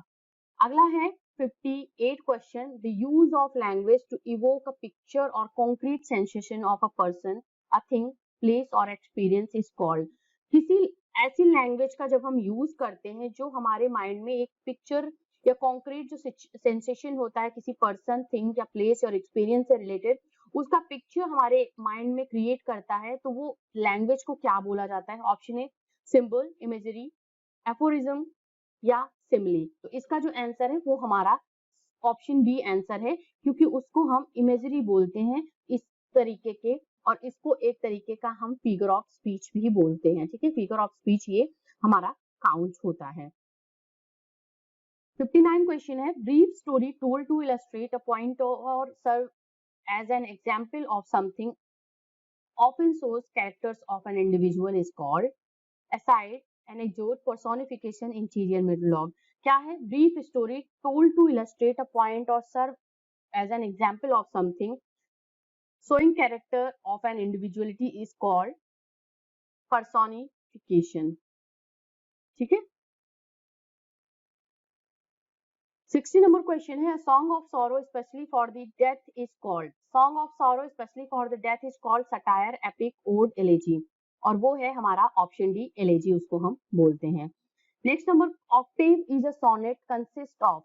देखिए, किसी स्टैंजा में आप किसी उसमें देखते हो, जैसे आपका शेक्सपियरियन स्टैंजा है, A B A B A B B C C D E F and G करके इसका लाइन का आपका सीक्वेंस होता है, और उसी तरीके से ये एक स्टैंजा फॉर्म है जिसको हम पेट्रार्कन स्टैंजा फॉर्म बोलते हैं। तो octave in is a sonnet consist of, octave में कितनी लाइंस होती हैं? 8 लाइंस होती हैं, 6 लाइंस होती हैं, आपकी 4 लाइंस होती हैं या 10 लाइंस होती हैं? और इसका करेक्ट आंसर है that is 8 lines. Okay, sestet बोलते हैं, ऑक्टेव में 8 लाइंस होंगी, और सेस्टेट बोला जाता है जिसमें 6 लाइंस होती हैं। ठीक है, ये सेस्टेट को 6 लाइंस एंड ऑक्टेव को 8 लाइंस। ठीक है, तो ये इस तरीके से ऑक्टेव में क्या होता है, वो अपनी प्रॉब्लम्स बताता है, ठीक है। जो पोएट होता है, सोनेटियर होता है, प्रॉब्लम रिलेट करता है, और उसके बाद सेस्टेट में क्या होता है, सॉल्यूशन होता है। ये आप थोड़ा सा इसको ध्यान दीजिएगा, ठीक है। Number 62 question, which of the following phrases best characterize the late 19th century aesthetic movement. 2011 का क्वेश्चन है टीजीटी का। कौन सा वो फ्रेज है जो कि लेट 19 एस्थेटिक मूवमेंट को कैरेक्टराइज करता है, मीन्स उसका एक तरीके से आप स्लोगन है, आप उसको बताओगे। Art for God shake, art for art shake, art for intellect shake, या आर्ट फॉर द मैसेज। तो ऑप्शन बी करेक्ट होगा, art for art shake, that is the tag line हम जिसको बोल सकते हैं। ये टैग लाइन है किसका, एस्थेटिक मूवमेंट का, sorry tag line is of the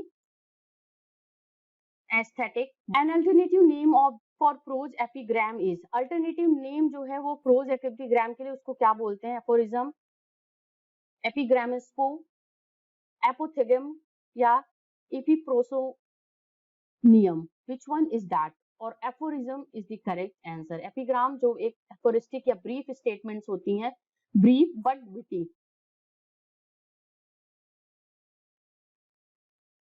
brief but witty, जो इस तरीके के स्टेटमेंट्स होते हैं उनको हम, दैट इज कॉल्ड एपिग्राम या aphorism. Next number question 65 we have the Petrarchan sonnet का आपको राइम स्कीम बताना है। कौन सा है इसमें करेक्ट, बताइए जल्दी से। जिसमें हम 8 लाइंस प्लस 6 लाइंस में डिवाइड होती है, जिसको अभी हमने डिस्कस किया था। ऑक्टेव एंड सेस्टेट में जो डिवाइड होता है पेट्रार्कन सोनेट, उसका राइमिंग स्कीम क्या है, और उसका जो राइमिंग स्कीम है वो है हमारा option C, A B B A B B A C D E C D E. ये हमारा करेक्ट आंसर होगा। जो पहली लाइन होगी वो फोर्थ लाइन से, सेकंड लाइन थर्ड लाइन से, इसी तरीके से दूसरे स्टैंडर्ड में भी चलेगा, पहली फोर्थ लाइन से, सेकंड थर्ड लाइन से।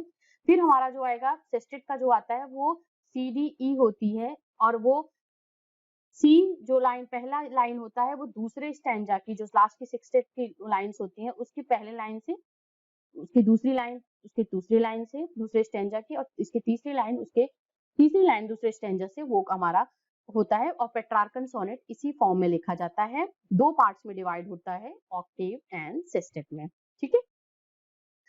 66 क्वेश्चन आप सभी को है। A factual of a persons life examining all available information and texts relevant to the subject is called biography, autobiography, elegy, memoir. Which one is that? That is option A. That is called biography. Okay. Option A हमारा correct answer है। किसी person की life से factual information, उसके information और text से relevant जो subject होता है उसको हम biography करते हैं। biography कोई और author उससे related, किसी और author की life से related उसके important events को लिखता है, उसकी लाइफ पे वो from starting till the end of his life वो अपनी चीजों को वो इन्वॉल्व करता है उसकी लाइफ से रिलेटेड अपने वर्क में, उसको हम बोलते हैं biography. Next number question 67, which of the following statements is not correct about autobiography. And autobiography narrative it is can never be connected, memoir deals with, इसका करेक्ट जल्दी से आंसर ही हम करेंगे।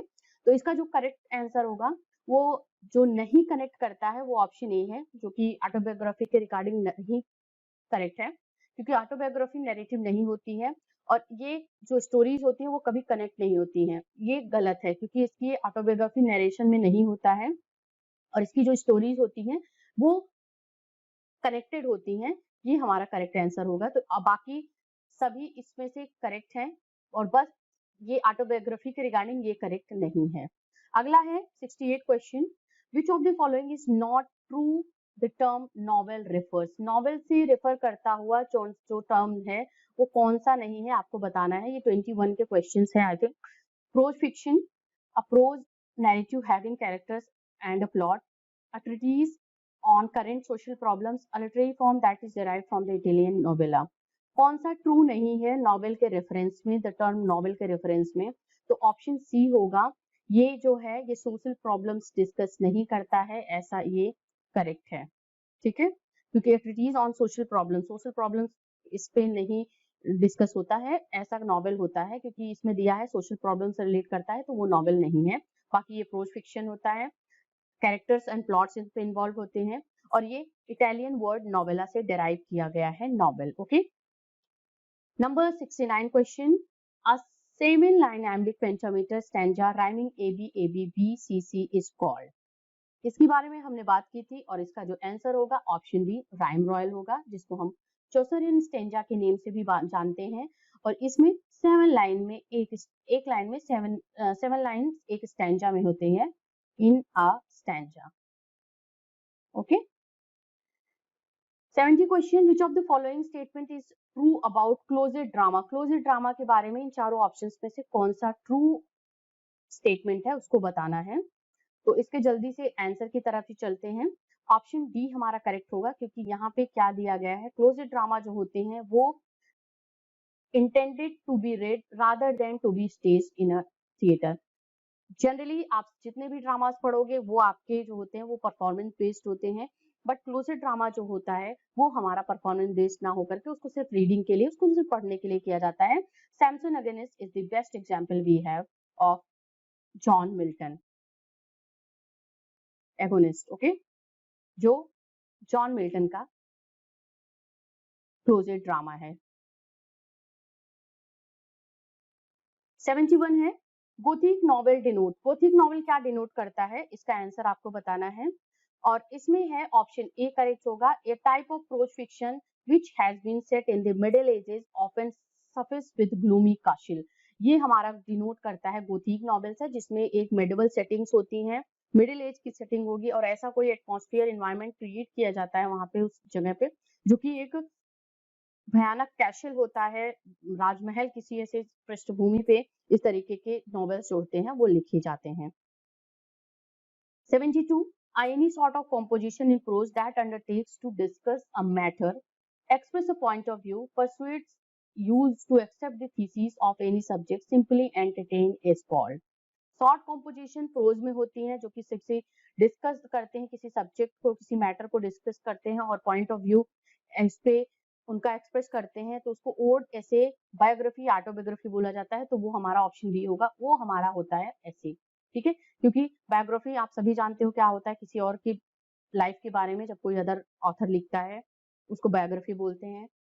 ऑटोबायोग्राफी जब अपनी खुद की लाइफ के बारे में अपने इंपॉर्टेंट इवेंट्स को इंक्लूड करता है अपने वर्क में कोई ऑथर, तो उसको हम ऑटोबायोग्राफी बोलते हैं।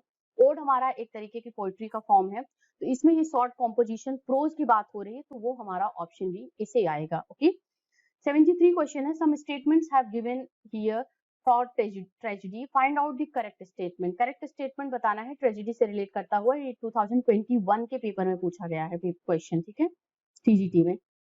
तो कौन से ऑप्शंस करेक्ट होंगे, ऑप्शन बी करेक्ट होगा। ये हमारा 2 and 3 means tragic hero will evoke both our pity and terror, the hamartia become the reason of his demise। Means एक ट्रेजिक फ्लॉ, जो हमार्शिया ट्रेजिक फ्लॉ होता है उसके कैरेक्टर में, उसकी डिमाइज का मींस उसके पतन का वो कारण बनता है, और जो ट्रेजिक हीरो होता है वो पेरिपेटिया के थ्रू हमारे अंदर जो होता है वो पिटी एंड टेरर जो होता है वो इवोक करता है। 74 question, which of the following statement is correct about autobiography. Autobiography के रिगार्डिंग कौन से करेक्ट आंसर है आपको बताना है, कौन सा करेक्ट स्टेटमेंट है। तो ऑप्शन सी हमारा करेक्ट स्टेटमेंट है। और लास्ट ईयर 2021 में बहुत से क्वेश्चंस आपके literary forms, terms and movement से रिलेटेड पूछे गए थे, और ये सभी क्वेश्चंस है अप्रोक्सीमेटली 15 to 16 क्वेश्चंस ऐसे थे जो कि 2021 के पेपर में टीजीटी के पूछे गए हैं, और वो सभी आपके सामने इस वीडियो के माध्यम से हैं। तो ऑप्शन सी होगा हमारा करेक्ट आंसर, जो कि ऑटोबायोग्राफी के रिगार्डिंग करेक्ट है। ये fully developed autobiography is first most influencing the confession of saint Augustine written in 4th century, the first fully developed autobiography जिसकी बात करते हैं हम, तो that was the saint Augustine's confession of saint Augustine's, जो कि 4th century में ये लिखा गया है। ये करेक्ट है, बाकी के नहीं करेक्ट हैं, क्योंकि अगर हम बात करते हैं फर्स्ट जो हमारा ऑप्शन है, it is written by great author on the life of the fellow author, बिल्कुल करेक्ट नहीं है, क्योंकि ऐसा ऑटोबायोग्राफी नहीं, ये बायोग्राफिकल वर्क होते हैं। तो इसी तरीके से ऑप्शन सी को हम करेक्ट मानेंगे। 75 क्वेश्चन है, which of the following is not a main characteristic of ballad. Ballad जो एक फॉर्म ऑफ पोइट्री है उसके रिगार्डिंग आपको बताना है, विच one is the not main characteristic of ballad. It tells a story often with a music and accompaniment. It usually deals with a single episode. The story is told through dialogue and action. It is comic in nature. तो option D हमारा correct होगा, क्योंकि ये statement जो है ये बिल्कुल भी बैलेट के रिगार्डिंग करेक्ट नहीं बैठता है, कॉमिक नहीं होता है। बैलेट जो पोएम्स लिखी जाती हैं और बाकी के तीनों सही हैं आपके, ये स्टोरी होती है। म्यूजिक इसमें अकम्पनीमेंट होता है, म्यूजिक के फॉर्म में साथ में ये गाया जाता है, ये स्टोरी बताई जाती है। सिंगल एपिसोड्स होता है, मतलब किसी हीरो के या किसी करेजियस इंसिडेंट का एक सिंगल एपिसोड पूरा बताया जाता है। और डायलॉग्स एंड एक्शन के वे में ये स्टोरी जो होती है वो मूव ऑन करती है। 76 question, a story in words और prose with a double meaning is popularly known as. Double meaning जो कोई स्टोरी या वर्ड से प्रोज में होती है, लिखी जाती है, उसको क्या बोलते हैं? Satire, allegory, fable, irony. तो उसका ऑप्शन बी एलिगरी होगा। Allegory is the correct answer, option B को हम टिक करेंगे। 77 है, the great artistic movement renaissance has its full impact on the English literature. Important question था, लास्ट ईयर पूछा गया है ये। तो ये रेनेसा का इम्पैक्ट अगर हम फुली मानते हैं तो वो फुल इम्पैक्ट इंग्लिश लिटरेचर पे कब पड़ा है? तो वो हमारा 16th सेंचुरी में पड़ा है। तो ऑप्शन डी हमें करेक्ट आंसर को टिक करेंगे। ठीक है, ऑप्शन डी, जहाँ पे एलिजाबेथन एरा में नोस्टिबिट्स के राइटर, साथ ही साथ शेक्सपियर, जॉन मिल्टन, बहुत से ऐसे राइटर्स थे जिन्होंने इस टाइम पे कंट्रीब्यूट किया हुआ है अपनी इंग्लिश लिटरेचर में। अगला क्वेश्चन है हमारा, dramatic monologue is a type of poem that consist. क्या है? ऑप्शन डी हमारा करेक्ट होगा। एक इमेजिनरी स्पीकर होता है जो कि इमेजिनरी ऑडियंस से बात करता है, ऐसा ड्रामेटिक मोनोलॉग पोएम होता है जिसमें ये चीजें होती हैं। एक इमेजिनेटिव कैरेक्टर, इमेजिनरी या एक ऐसा कैरेक्टर होता है जो कि इमेजिनरी ऑडियंस से, काल्पनिक ऑडियंस से बात करता है। 79 question, fable is a fable जिसको बोला जाता है एपोलॉग, प्रोवर्स, एग्जाम्पलम या पैराबल। तो इसका ऑप्शन ए होगा, fable is called apologue. Okay, option A यहाँ पे करेक्ट आंसर है। 81, which of the following is not a form of ode. तो इसमें आपका जैकोबियन कोई फॉर्म नहीं होता है ओड का। Pindaric, Horatian and irregular are the form of the ode, जो टाइप्स ऑफ द ओड है, इसलिए ऑप्शन सी हमारा करेक्ट होगा। तो